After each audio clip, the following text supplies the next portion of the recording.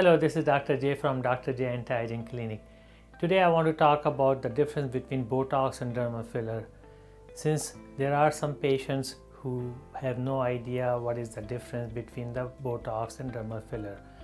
Botox or anything similar to Botox such as Jeuveau or Dysport are muscle relaxant. Their main job is to relax the muscles.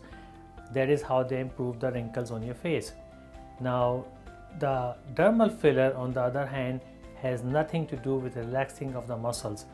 Dermal filler, however, enhances collagen formation and it is used to fill a certain area. For example, if somebody has deep nasolabial folds, they will benefit from dermal fillers more than they could benefit from Botox. So if you have any questions or any other concerns, give us a call and we'll be happy to answer all your questions. Thank you.